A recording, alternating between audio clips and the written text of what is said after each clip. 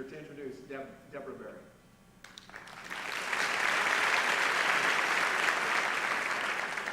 Welcome back, Linn-Mar. I think this might be about the 10th time that you've had to listen to me to start your school year. But this is my 23rd first day of school, and it never is the same, and it's never bad. It's always that same excited feeling. So I'm excited I get to start my 23rd first day with you. For those of you who don't know me, I'm one of the Teacher Leader Program coordinators. And today I just want to share some stories with you about communication and conversations and just the ways that we talk to each other.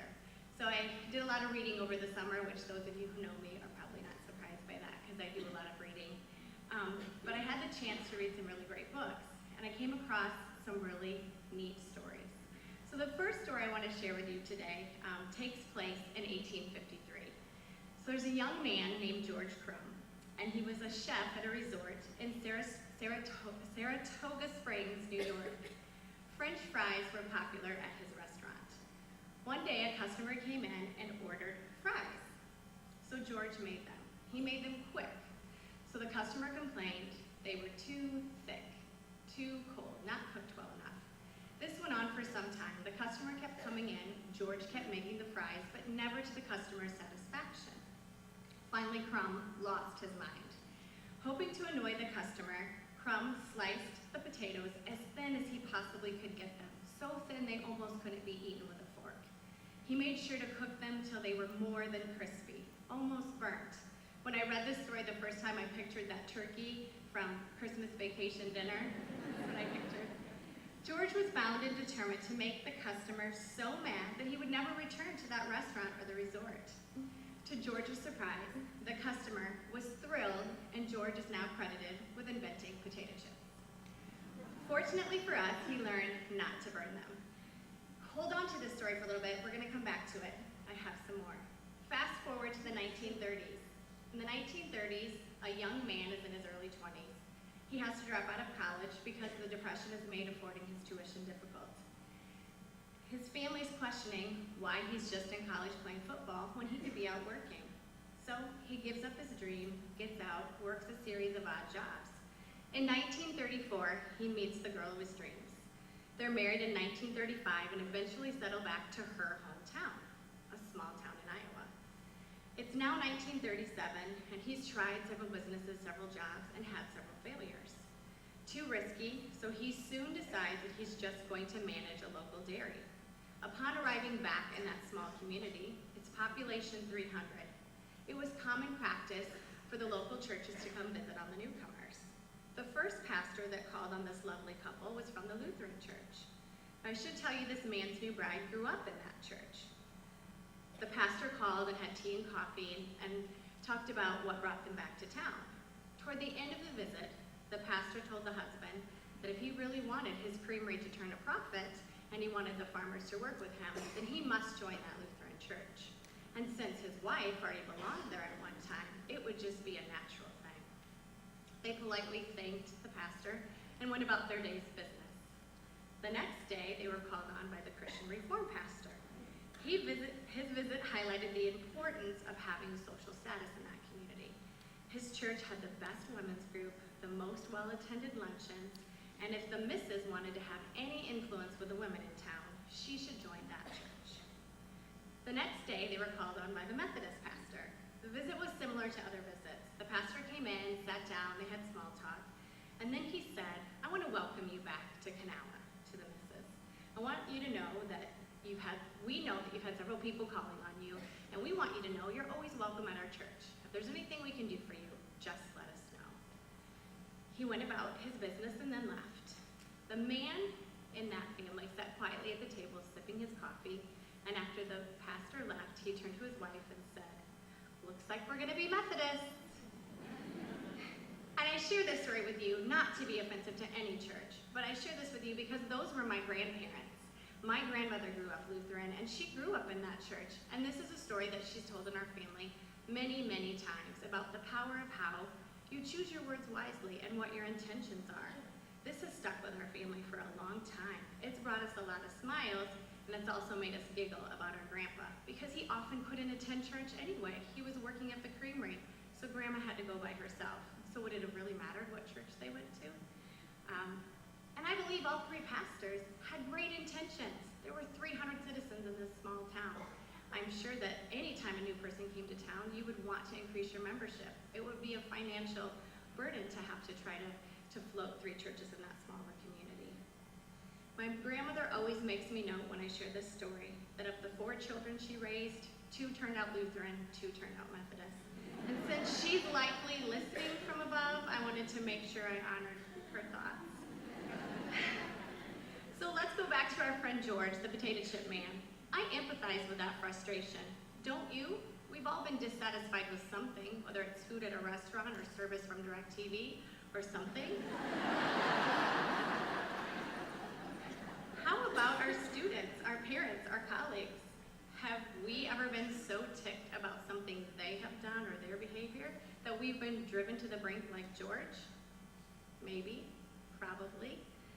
The whole time I was writing this, I kept thinking of that really awful phone call to DirecTV. And I almost lost my skittles with them. And I'm so embarrassed with how it turned out. I was George Crumb, only I didn't invent anything out of that deal. So what do our stories have in common?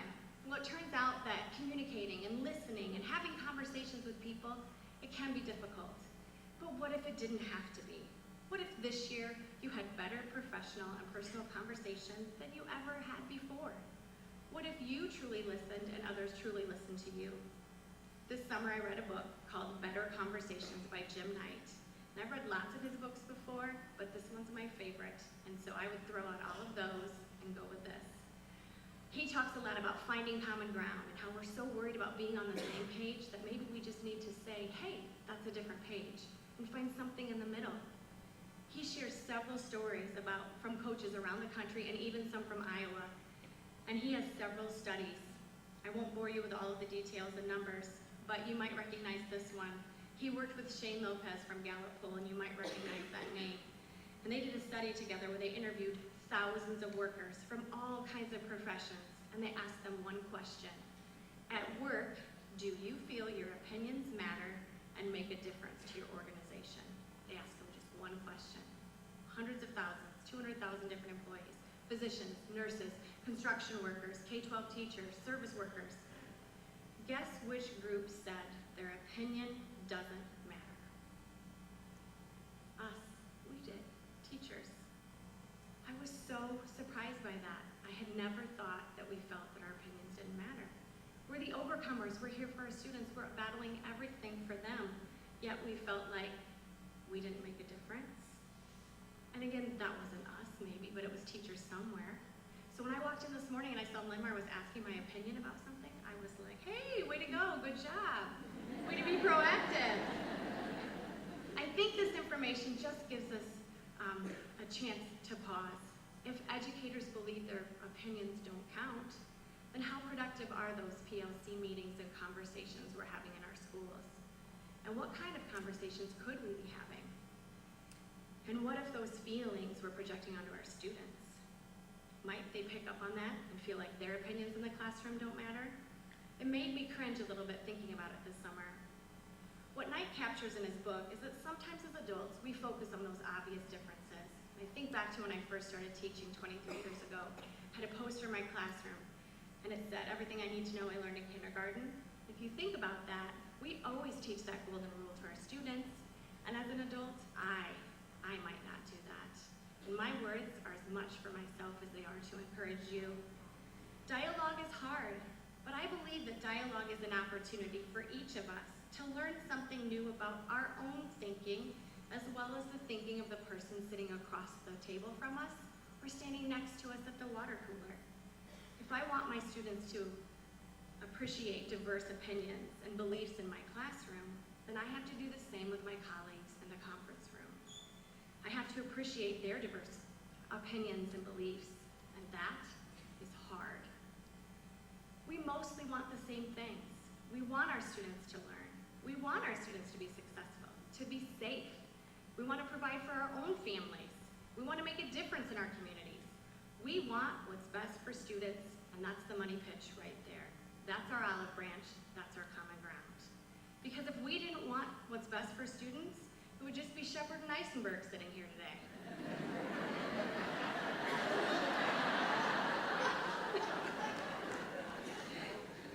Our passion for students is ignited by our experiences, our beliefs, and our values, and they are important to bring to the conference room.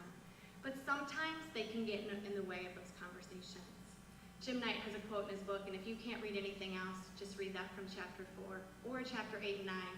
If you can't read anything, just read those 3 things. But in that chapter, he says, and this is my favorite, we should make it easy for others to tell us what they think, even if what they think conflicts with our views. And that's hard. And Jim Knight obviously is never on Facebook. Yeah. So that old adage of agreeing to disagree is the very thing that can make some of our conversations great and some of our conversations prickly. So how do we fix it? How do we do this? How do we have the best professional collaboration and conversations this year? Well, it's that magical 6-letter word. And no, it's not vodka, because that's 5.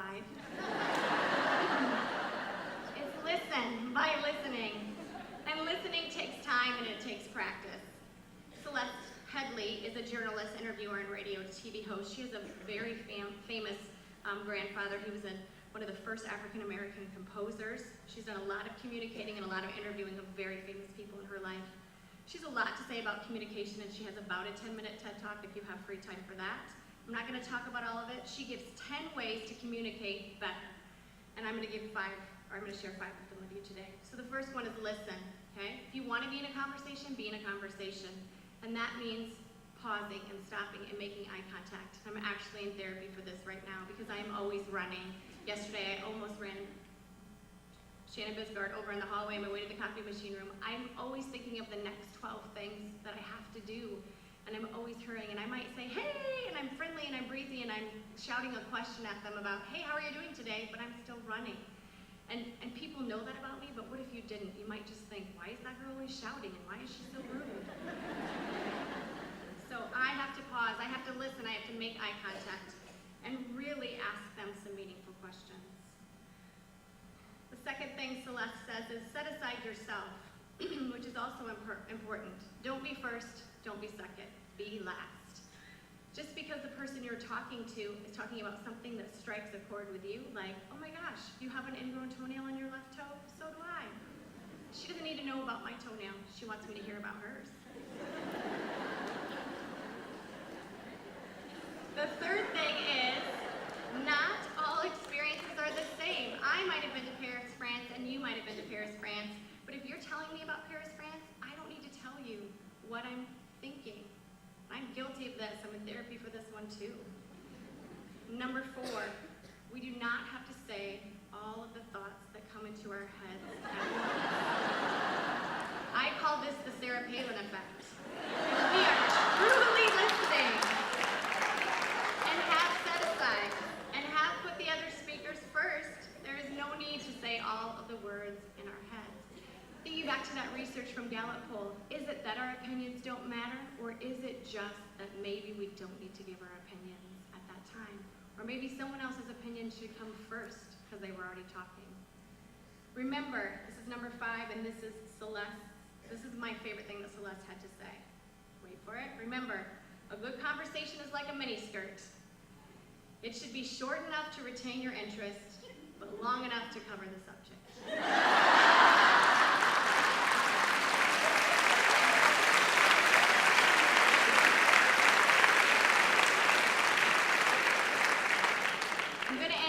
Telling you that the words I speak, again, are as much for myself as they are a reminder and encouragement for you. I do want to have better conversations, and I want to have a good message, but I also want to have a good delivery. And I don't want that just because it matters to my relationships with you. I want it because it matters for students. And that's the most important reason we're here. So thank you for letting me share, and may you have the best school year yet.